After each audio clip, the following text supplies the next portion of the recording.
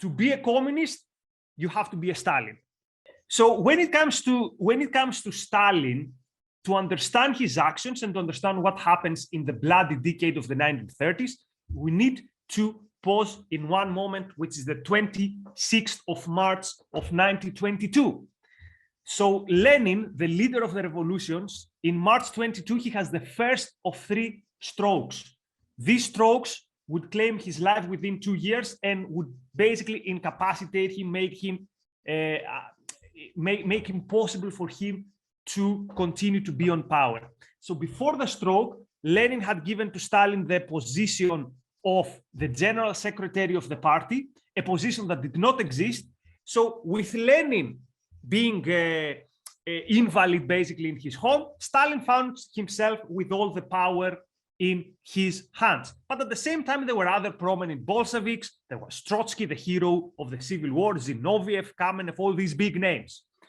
So while Lenin is is recovering from his first stroke, he writes, allegedly, because we're never sure who wrote this, his political testament.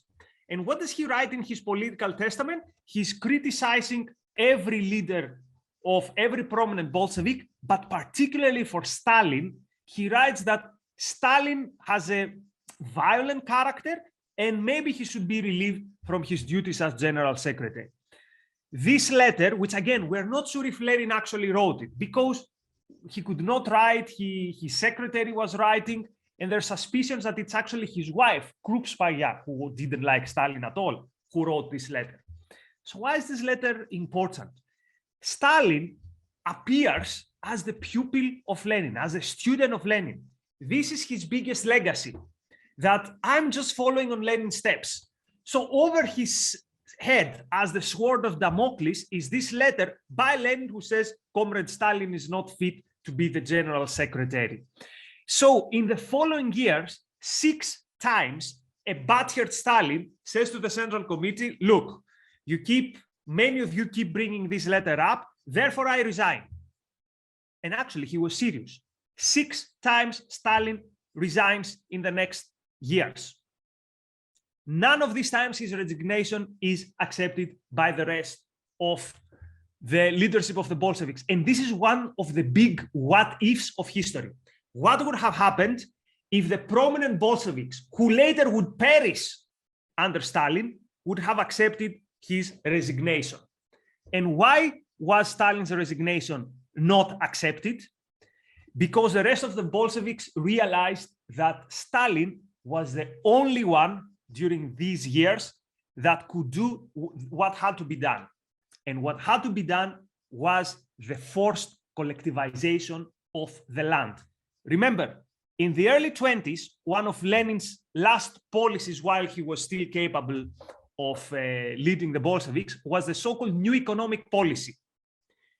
So remember, we had famine, we had economic collapse. So Lenin realizes that communism is going to fail very, very quickly. So he reintroduces elements of something like a market. So he allows people who used to be the middle classes, industrialists, small owners, to go back to their work. They would still operate under the auspices of the state, but they would have some freedom. So as time went by, in the late 20s, the plan was, okay, now we need to go back to socialism. And this was relatively easy to be done in the town because Bolsheviks had a lot of control in the urban centers. But what do you do in the countryside?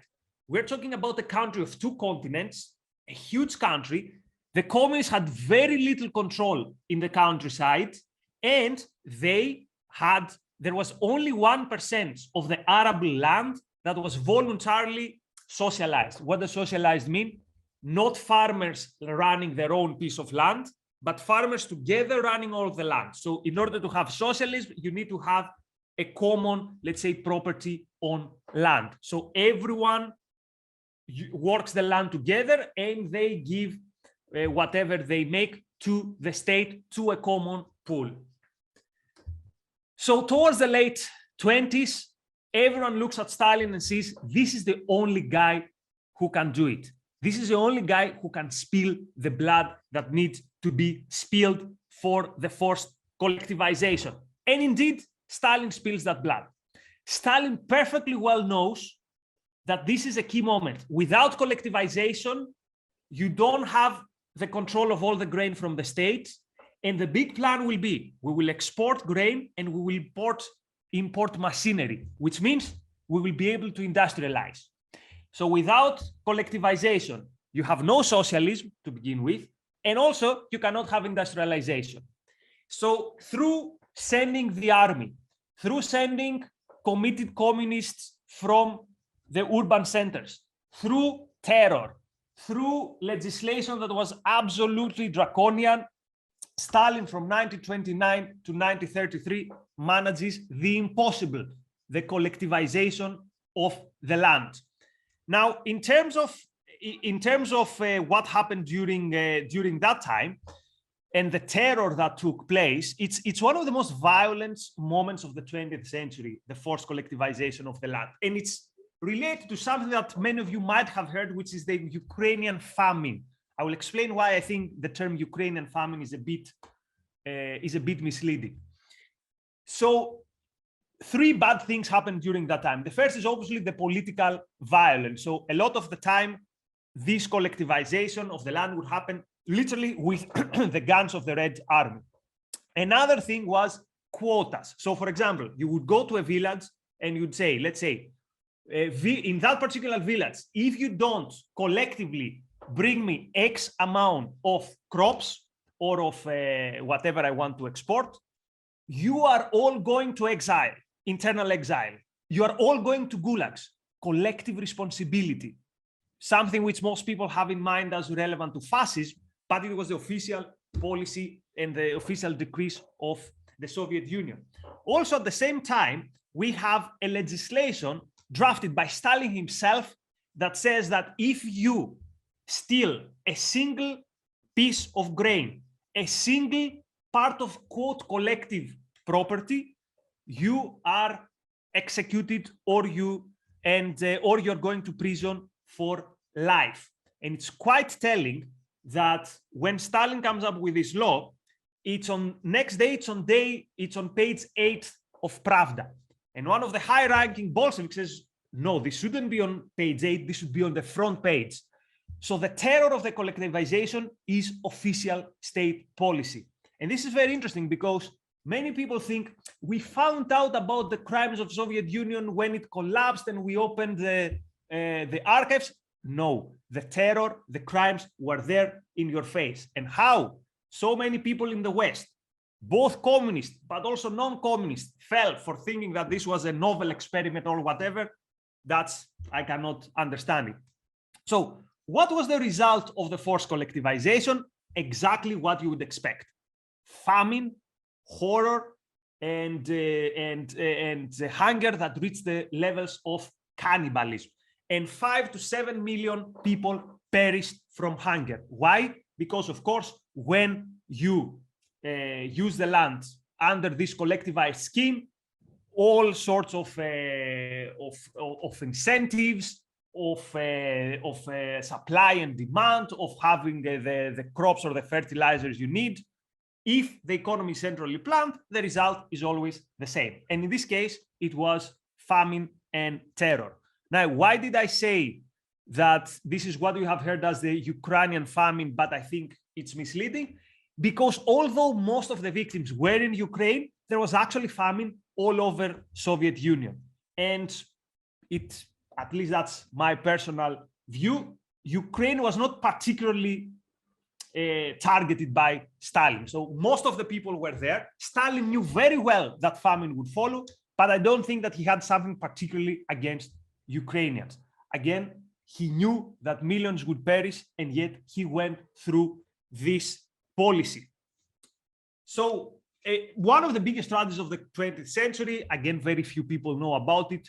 What a shame. So the victims were 5 to 7 million, but also there were millions of people who were in internal exile or who ended up in gulags. Why? Because during the hunger, they would put aside some pieces of grain to feed their family. And again, this was a crime.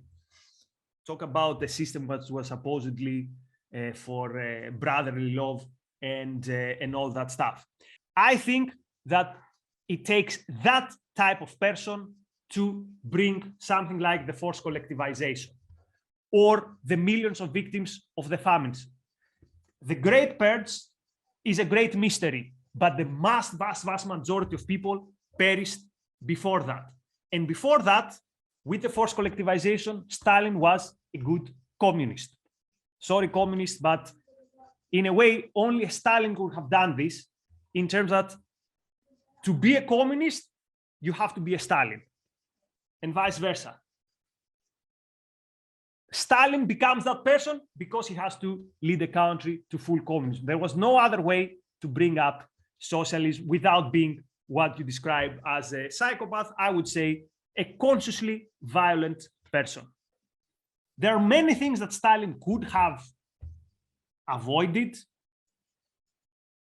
but he wouldn't have avoided the mass violence. And notice also something else.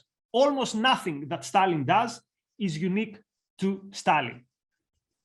The quantity is unique, but everything else was already happening during Lenin years. The purges, the persecutions, the secret police, the clamping down of all sorts of rights, all these started from Lenin. So next time you talk to a communist friend, or to, you're not in Greece, so there are probably not many communists around. Next time you talk to a communist and say, oh, it was if only Lenin had appointed Trotsky, or if Lenin didn't have this stroke. No, probably things would be more or less the same. Stalin was the right person to lead a communist country because it takes such a killer to bring up this regime.